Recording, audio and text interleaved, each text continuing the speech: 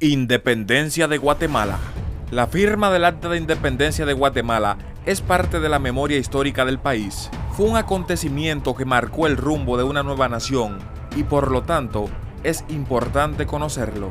Inicialmente la Capitanía General de Guatemala, asignada al Virreinato de la Nueva España, abarcó lo que hoy es Chiapas y Soconusco en México, Guatemala, El Salvador, Honduras, Nicaragua y Costa Rica. En el siglo XVIII ocurrió una serie de cambios administrativos en las colonias, con el objetivo de devolver a España antiguos privilegios económicos. Estas se llamaron reformas borbónicas y terminaron brindando beneficios económicos a grupos dominantes en la América española. Con las ideas de la Ilustración, los españoles americanos vieron posibilidades en el territorio americano.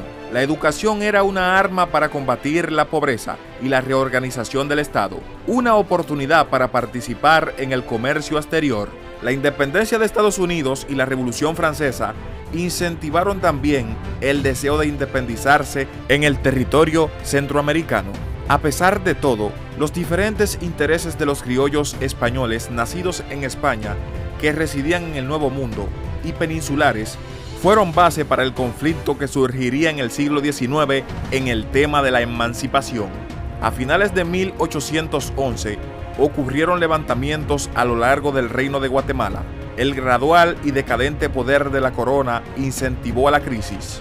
En 1820 se formaron dos partidos políticos por la Constitución Española de 1812, que limitó el poder de la monarquía y abolió el feudalismo. El primer grupo se conformaba por los partidos de la independencia, principalmente criollos. El segundo grupo, mayormente por ricos comerciantes peninsulares que estaban en contra de la independencia. Después de varios conflictos en América del Sur y el establecimiento del Imperio Mexicano, el 15 de septiembre de 1821 se declaró la independencia en el Reino de Guatemala. El Acta de Independencia se firmó en el Real Palacio en la Nueva Guatemala de la Asunción. Algunos historiadores afirman que el término del Reino de Guatemala es una expresión errónea, ya que nunca tuvo un rey y tampoco tuvo características de un reino. Es por esto que se utiliza más como término literario.